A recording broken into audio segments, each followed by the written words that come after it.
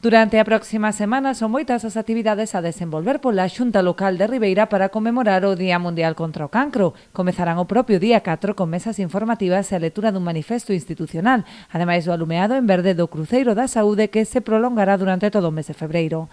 A homenaxeada dos actos este ano será María Teresa Leis, sanitaria e tamén paciente de cancro, que constitúe todo un referente para a sociedade ribeirense. Ademais de ser alguén que loitou, como decía Mai, pois por o que foi a mellora da parte da saúde, da sanidade aquí en Ribeira, pois con tantísimos anos de traballo, dedicación, foi unha persona que unha vez sufriu pois a enfermidade, creo que o levou pois cunha entereza, con un carácter, sempre con esa alegría, con esa positividade que se animaba ela a ti en vez de que ti animases a ela.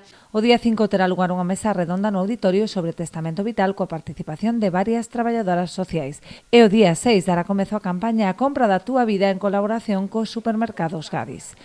E estará esta campaña dende o 6 de febreiro hasta o 14. Terán en marcha esa campaña.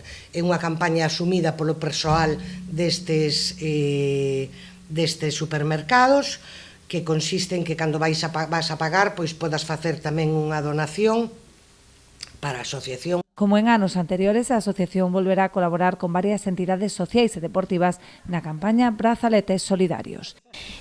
Todos os xogadores e xogadoras levarán un brazalete verde que simboliza o apoio a miles de pacientes e familias que están padecendo esta enfermedade. Invitamos a todos os clubes. No marco da campaña de recadación de fondos, a asociación volverá a contar coa desinteresada colaboración de Mimarte, que ofrecerá un musical solidario o sábado 7 de febreiro. Xa fixemos dunha vez o musical, o estreno foi a favor do cancro, pero dicirvos que este Non estamos tolas non é o mismo que bichedes fai 2 anos, é outro Non estamos tolas totalmente diferente, con un final totalmente diferente, con actores diferentes, porque houbo cambios, e ten un final totalmente desternillante, inesperado, a marca de Mimarte, o sea, un sinsentido. As entradas a 5 euros xa se poden adquirir tanto na sede de Mimarte como no local da asociación. Non estarán numeradas e a apertura de portas realizarase unha hora antes do comezo de cada función, previstas para as 7 e as 9:30 da noite.